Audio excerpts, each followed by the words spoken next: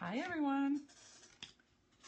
And all I did on this one was take a piece of Dichro, I get it from dichroink.com, and it's transparent, so I just took a piece of black glass, put the Dichro face down on the black, so it's kind of capped with clear. But then I added a little silk screen printing on there. Can you see those little medallion kind of things? Yeah, you can see that right there. Yeah, that was done with the copper paint from Colorline that Bullseye sells. You can do this with any paint that you have for fused glass, right? Because we're going to fire it. And then this is just white glass with clear on the bottom. So clear on the bottom, white on top. And I just screen printed on top of the white glass. Let's see that. And I used 3 different colors. So I'm going to show you this example today. I'll go through it pretty quickly, tell you where I got the silk screen and everything. And the idea was to put that on top of this box. Let's talk about stenciling. I wanted to try stenciling. I am not very good at making my own stencils, and the kind for silk screen printing, the other stencils are easy, right? You can find those millions of stencils online for sale. But the silk screening with the paint was the hard part to find. So what I did was found this. This is a clay silk screen kit. It's by Sculpey, so you can buy it online, or I actually think I got mine on Amazon because my local Michael's and Hobby Lobby didn't have it. But a good store, a good craft store should have it. It's one of their basic pieces, I think. It comes with instructions, a little spatula, 2 colors of paint. It's a gold and a silver, so that you can silk screen on clay, I guess. But I didn't see that. I saw glass. And what it gives you is, let's see if I can show you these designs. So we got those 6 designs. Hard to see that bottom one. You see that bottom one? Yeah. Those 6 designs. These 6 designs. Can you see that bottom one? There you go. Look at this. Oh, look at this top one. Isn't it awesome? Yes. This design, does that look familiar? Yes. And boy, you could use so many parts of that, which is, I used this bottom corner because I wanted the bird, but so many different parts. I know. And this one, this beautiful medallion, kind of looks like a peacock medallion. So what I'm doing is taping down the stencil so it doesn't move. And my glass underneath, I did not tape it down. I'm sort of sandwiching it, pressing down on the stencil to hold the glass in place. I'm not going to be pressing that hard. It's not going to want to move that much. I just want my stencil flat against my glass.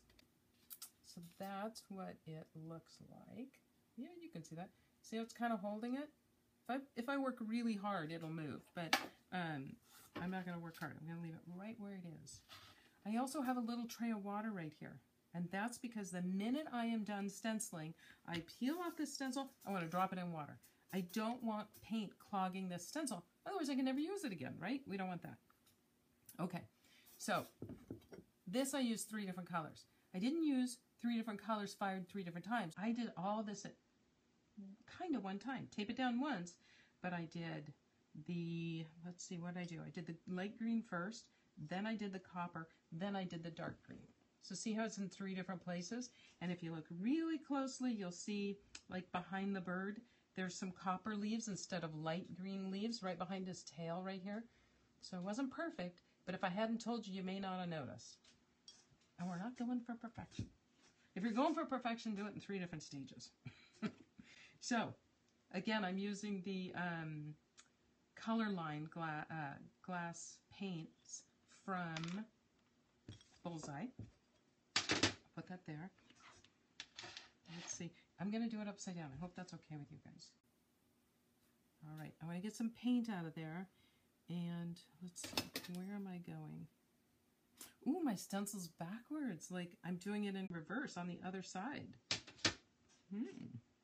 So the green this time is,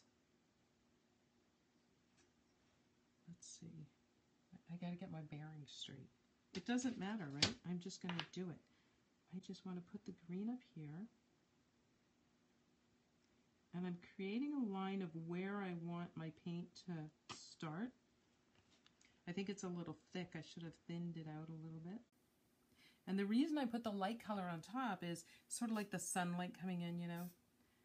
I didn't want the light color on the bottom.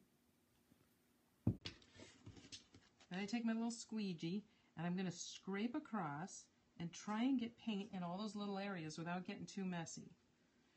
Fingers crossed, right? It worked out really well the first time not on camera. And see how I've got a little space? I don't know, can you guys see that? You're probably on your phones or something. See that little corner? I'm going to set the paint down there and fill it in. I'm not too worried about the outside. All right, scrape it off. I need a paper towel. I don't want this paint to get everywhere. If you don't have one of these, use a credit card or an old room key or something. And I actually like it better. It's firmer, and I actually use the credit card on that one. Not a good credit card. Now, quickly take your copper. I don't want this stuff to dry out. Oh, my copper spilled everywhere. Test on a paper towel. All right. Okay, I got messy. But isn't that what happens? Come on over here. Get my little bird. Wipe off. Oh, I like the credit card so much better.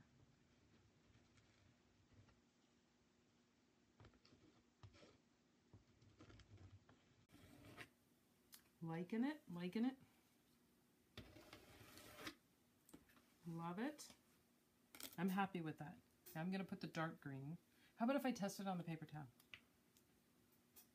I need a, what are they called? Popsicle stick? Craft stick? This one's too thick. Gosh, but if you add water to them, then you end up with this, you know, mixture that's too runny. I'm going to go over that copper and just see if I can cover some of those leaves under the bird that became copper with a little bit of green. Okay. I feel good about that. Let me show you what that's looking like right now. I have to smear in that dark green.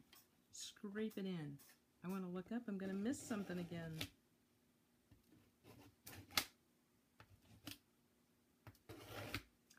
I like it. All right. That's what it looks like right now. I'm going to take off the tape and lift it up very gently.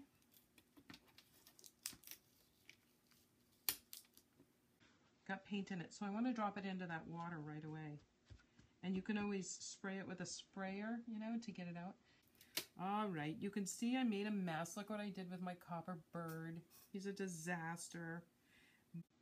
I think my copper was too runny. It came out so quick that I should have stopped right there, used a craft stick. But I would clean this up. I would clean up that little bit down here in between the leaves. Or wipe it all off right now. Just wipe it all off and start over. No reason to spend a lot of time on it if you don't want to. But you gotta clean this screen and you've got to dry it before you use it again. You want to make sure to get all that paint out. So you either take it under a kitchen sprayer and spray it down, or you can even take a squirt bottle and just sit here and spray it. But you want to get out all the paint from inside the stencil, right? You don't want it to clog up. And when you do it right, it looks like that. Easy peasy, right? That was close. I came so close. But you can see the importance of having your paint to the right consistency. If it's too thick, it becomes gumpy, glumpy. If it's too thin, it gets runny and it goes under like this. And you don't want that. You want it just right.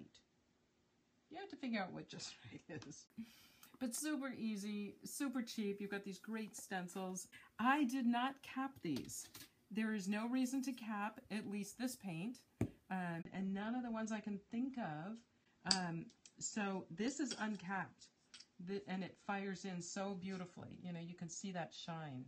If I tilt it, you can see a little texture on the copper, and I kind of like that it stands up.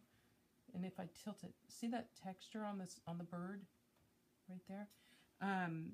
But these came out perfectly smooth, and maybe it needed a little hotter, or maybe it's the mica in it. I'm not sure.